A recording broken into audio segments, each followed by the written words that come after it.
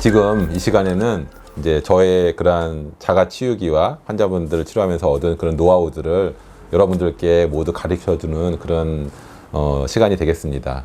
이제 제 몸으로 겪은 그런 모든 경험과 수년의 어떤 노하우가 다 담긴 방법이니까 꼭 한번 실천해 보시기 바랍니다. 첫 번째는 근데 저는 현미식을 했습니다. 그리고 채식을 했었거든요. 이게 왜 중요하냐면은 치주염 환자분들은 혈당의 불안정성이 굉장히 많아요. 치주염 환자분들은 이게 치주염이 좀 오래되면은 당뇨가 돼요. 그리고 당뇨 환자분들은 치주염을 갖게 되고, 그래서 당뇨와 치주염은 서로 이렇게 주고받는 그런 관계예요. 치주염이 당뇨를 악화시키고 당뇨가 치주염을 악화시키고 서로 악화시키는 그런 관계예요. 그래서 이 혈당의 불안정성이 있다 보면은 혈관에 염증이 생기게 되고, 또 마찬가지로 이제 혈액에서도 염증이 생기게 되고, 이 모든 염증이 이제 치주염의 원인이 되는 거잖아요.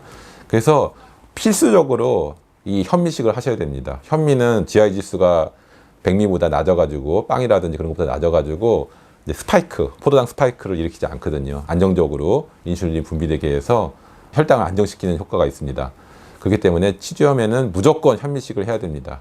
그 다음에 인스턴트 음식, 과도한 기름과 또 육류, 이러한 것들은 또 피를 탁하게 하고 염증을 일으킬 수 있기 때문에 치주염을 치료할 때는 최대한 채식을, 그리고 자연식, 유기농 이제 채소로 만든 것을 드셔야 되고요. 당연히 뭐 탄산음료, 콜라, 사이다, 뭐 이온 음료수들, 또 당연히 이 술이 굉장히 이제 큰 문제거든요.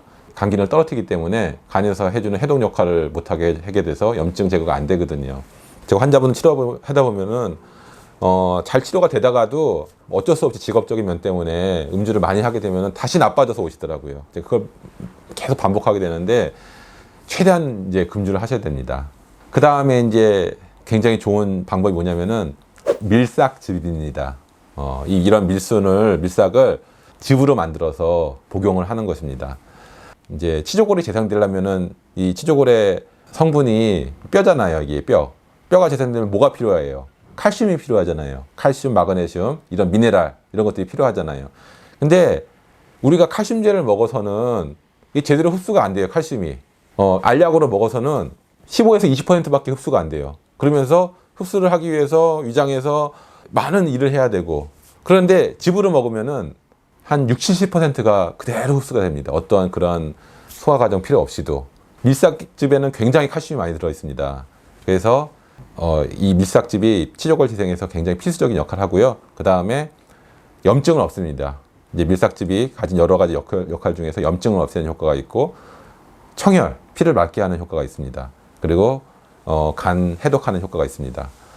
그래서 밀싹즙을 꼭 매일 100cc 이상 먹어라, 제가 얘기를 하고, 그 다음에 이걸 짜고 난 이제 찌꺼기가 있잖아요.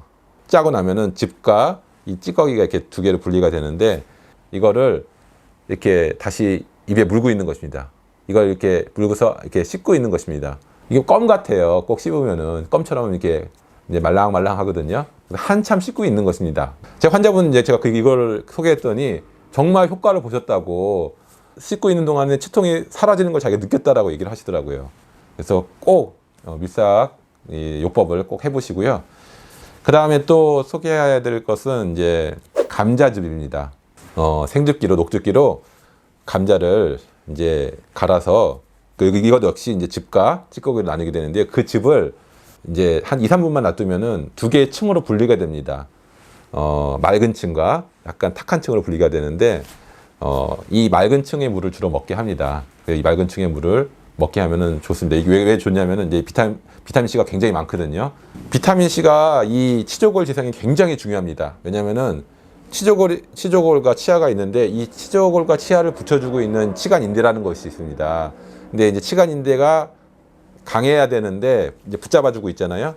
강해야 되는데, 그 치간인대의 생성에 있어서 비타민 C가 조효소로 작용을 하게 됩니다. 그래서 굉장히 필수적이거든요. 하여튼, 그래서 이제 감자즙이 굉장히 이제 중요하고요. 그 다음에 이제 감자즙이 하는 역할이 모든 점막에 이제 염증을 없애줍니다. 이 점막에는 구강부터 시작해서 위까지, 위장까지 다 점막으로 되어 있잖아요. 여기 그 잇몸 역시도 점막으로 되어 있고요. 그래서 이 점막의 염증을 없애고 재생하는 효과가 굉장히 좋습니다. 죽염도 굉장히 좋습니다. 죽염도 알갱이 큰 거 저는 물고 있게 하는데요. 그 잇몸에 이제 염증 있는 부분, 그 부분에 이제 큰 것을 이렇게 물고 이제 서서히 녹여 먹게 합니다.